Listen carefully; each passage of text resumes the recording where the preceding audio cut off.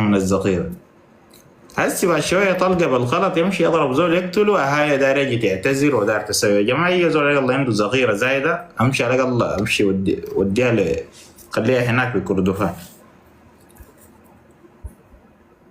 ابلغ عليه وامشي افتش الا تمشي تفتش البيوت تشوف الذخيرة تاعها من يات بيت ده موضوع يعني. المهم بس هو موضوع نصيحة، عندك ذخيرة زايدة امشي على الأقل وديها هناك، ديها في الميدان، ده ما مكان الذخيرة.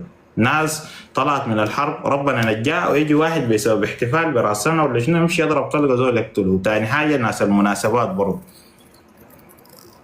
فيا ريت الناس توقف العبث الشيء بيسووا بيه ده. مبروك عليك الانتصارات ومبروك عليك بلوم كوكا. والله الواحد تعبان كده، شفت التهاب الليلة كنت ناولين بضايق.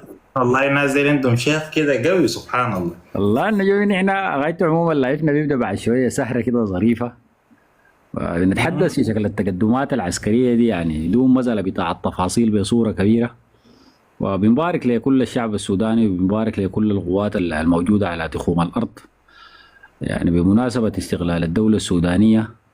يعني ديل اللي بيحقوا يعني بجد انه الناس يعني باركوا لهم، اللي هم المجموعات الموجوده في خط التماس والحريصين على تماسك الدوله السودانيه في تقدم الليله اللي حصل في مناطق جنوب كردفان عموما، اذا كان كاس جيلا والحماديه والدبيبات، ومرورا وارتباطا بدخول المتحرك الصياده والقوات المسانده بالنسبه له في المناطق بتاعه الدلنج. ويبارك برضه لمواطني الدلنج واهلنا على مستوى المدينه بصوره كبيره جدا حتى ان يتم تحرير المنطقه ككل من قبل ملائشة الدعم السريع يعني. وعملنا وعملنا في قوات الشعب المسلح وفي كل الفصائل السودانيه.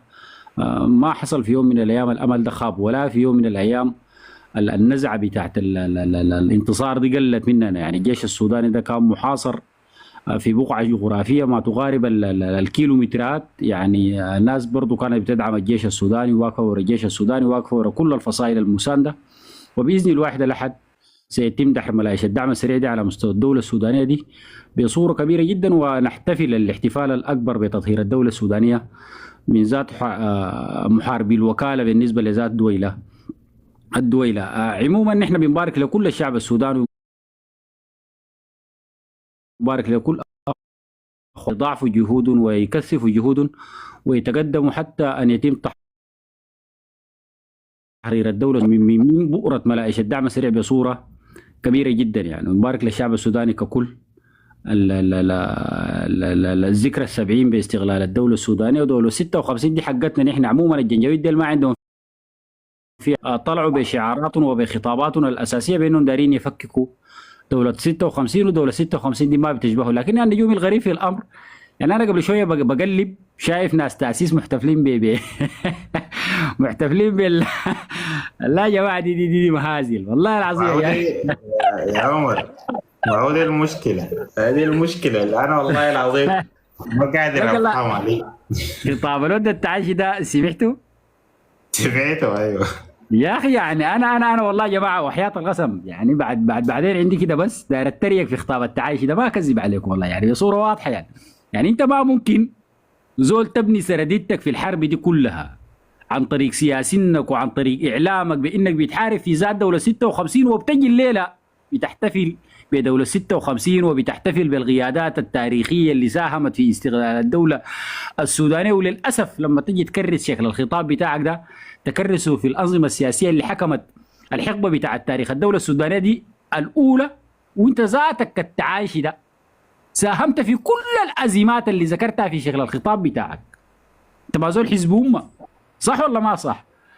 قعدت في كنف حزب الأمة ده حتى ترعرعت وتعلمت الخطابة وتعلمت السياسة وتعلمت مفاهيم العدالة الاجتماعية وتعلمت المفاهيم بتاعت التمييز والكلام الكثير ده. طيب ليه ما كان طلعت انت على ذات المنظومة اللي انت مسلغة دي وانت الفيسبوك بيحتفل بدولة 56 على انها مرت لا 70 عام؟ هو انت سرديتك زي ما ذكر عمر قائمة على انك انت عايز تحت وتحارب دولة 56. طيب كيف تجي تحتفل بها يعني؟ هو ده مش تناقض؟ ده هدم للسردية وده هدم للقضية بتاعتكم اللي انتوا بتتكلموا عنها. يعني انا الليلة ما ممكن كنجومي خطي واضح بحارب في حاجة اسمه جنجويد تمام. لا يمكن مثلا عندهم هم يوم كده تاسس فيه الدعم السريع 2013 يوم كذا كذا، اليوم ده يجي انا اقوم احتفل بتاسيس. يعني انت ما ممكن تحتفلوا بدولة 56 اللي سرديتكم قائمة على انه والله احنا بنحارب في دولة 56.